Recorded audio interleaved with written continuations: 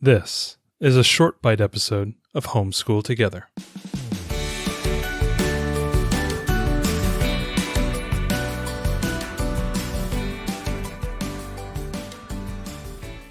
Hello and welcome to Homeschool Together short bite edition. Today we're going to be talking about a cool game. Some would say ice cool. We're going to be talking about the game Ice Cool by Brain Games, actually awarded Best Family Game by Dice Tower. Maybe you could talk a little bit about Dice Tower. Yeah. So for people that don't know the Dice Tower, well, 2016 it was rated Best Game Family Game. Right. I'm holding it right in my hands. And a Dice Tower, which you can, if you look online, we'll put a link in the show notes, but you can actually make a dice tower out of Legos.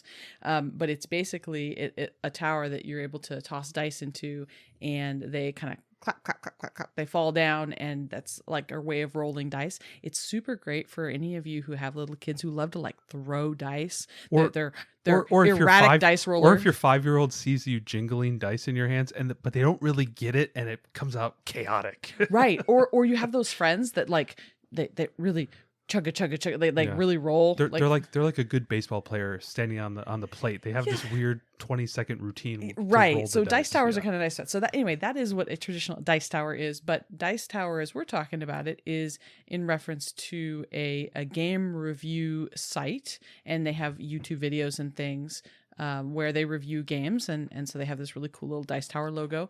Tom Vassel's one of the lead reviewers for there. Anytime that you ever are curious about a game, if you go to YouTube and you type in the name of the game and you type in Tom Vassel after it, Vassel, there's usually a review with him, and they're quick, they're very interesting. He kind of gives you just a very quick summary of how you play, of what he thinks of it. He has, I think, like 4 kids, so he's totally in tune with all the family and more kid-oriented games, which I really love. And then at the end, he tells you whether or not it's, it doesn't get his seal of approval. Is it worth purchasing? And this is one of the games that he absolutely loved. So we picked it up for our daughter for her birthday, and it is just a unique and awesome little game. Yeah, those people who have played a little, if you remember Fiki football, where you're, the folded paper where you're kicking it across the, I mean, table. Everyone was bored in school at one point, right? Everybody did the little paper football thing, but right? if you could imagine, it's Fiki football with penguins in these little rooms, and you're kind of flicking. It's a flicking game where you are flicking from a penguin from one room to the next. They're kind of like Weeble Wobbles, right? Yeah, so they kind of orient upwards. So the weight's on the bottom, and they float around. You can flick it hard enough into the ground, you can cause it to jump across over walls.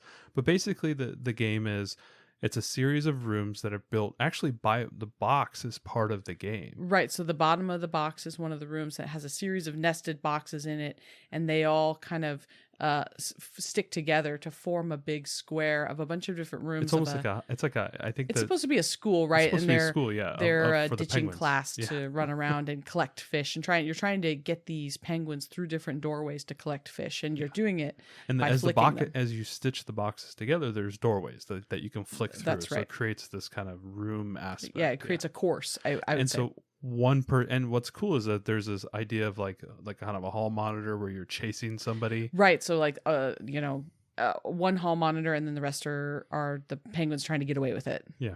So you kind of have that kind of adversarial. And then the hall monitor switches between the players who are playing the game. So one time you're running away from somebody, then then the next time you'll be chasing them. And so it's this nice, cool little fun aspect as you're going around.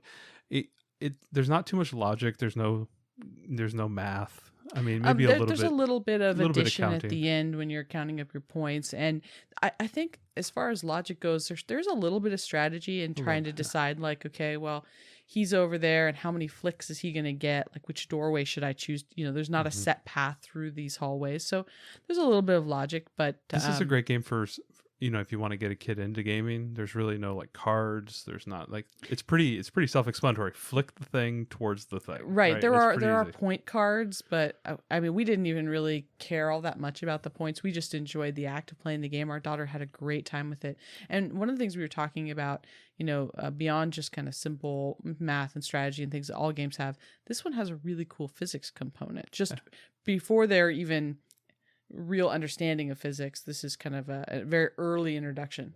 Yeah, like one of the things that I always like to to think about, especially in my background, is always anticipating what the outcome of the thing you're about to do, whether it's a math problem or a physics problem or reading the comprehension thing, understanding what the answer should look like.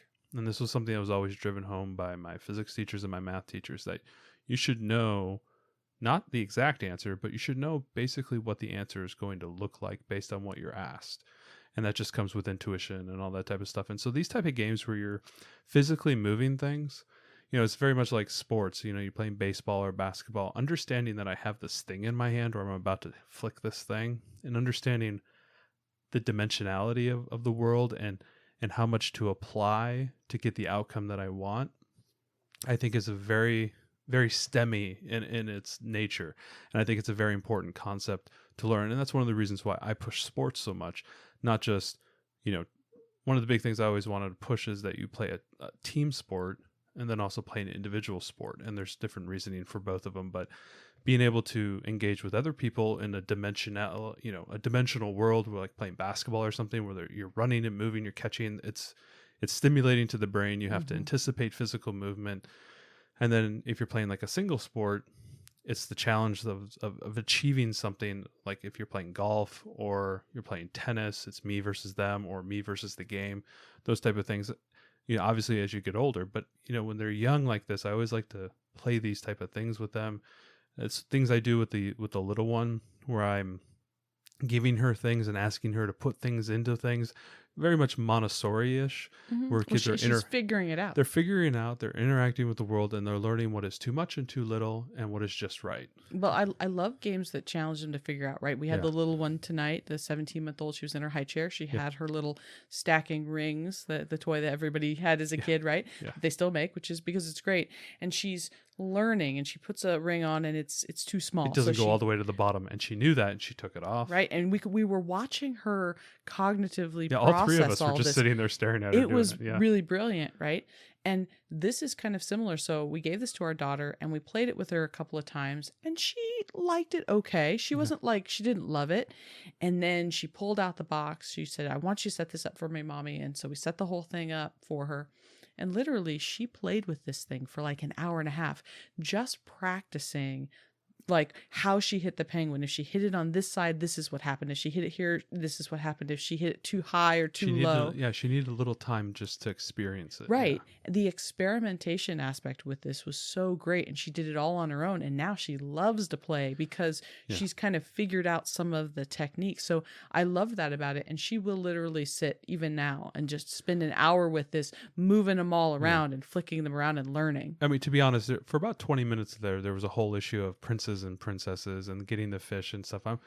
It was almost a toy at some point, but it was that experience and just playing with it. But she did. I saw her trying. You could see her processing. Like, I hit it this way, and this is what happened. Okay, I'm gonna hit it this way and see what happens. And you could see her working through it at a 5-year-old's level. So not really vocalizing that, but I watched her just trying different things. And she also set the game up. Like, she saw where the openings were, and she actually assembled it or looked at the back of it and put it together there's correctly. Color matching to match all of the rooms together, and then how to attach them, and then to stack them. They're labeled 1 through 5, so she had to stack them in the right order and things. And so she did all of that herself. So I think there's some really, I don't know if there's something that ties directly to a subject, but there's a lot of great cognitive stuff going on with this game. Well, it goes back to that idea that games at this age maybe are not necessarily something that they can play with, but they can be very experiential manipulatives and things that they're, it's not just tiles and, wooden toys from Melissa and Doug.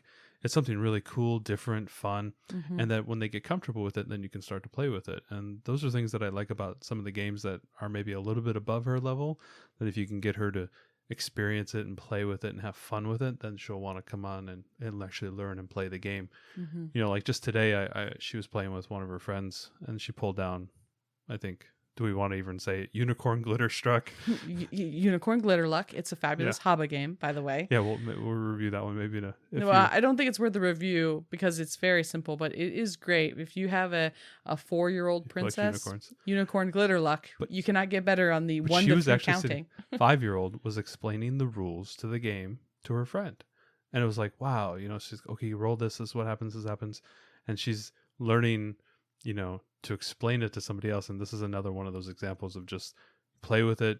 And then now she would set it up, and now she can play ice cool, and she could tell you the rules and everything. So just having time with games, I think, is really games are great in so many ways, beyond just what it says on the box about the skills that it teaches and things. And this is one of those that just, it was great all the way around. And we thought everyone should know about it. So pick up a copy of Ice Cool from Brain Games, and hope you enjoy.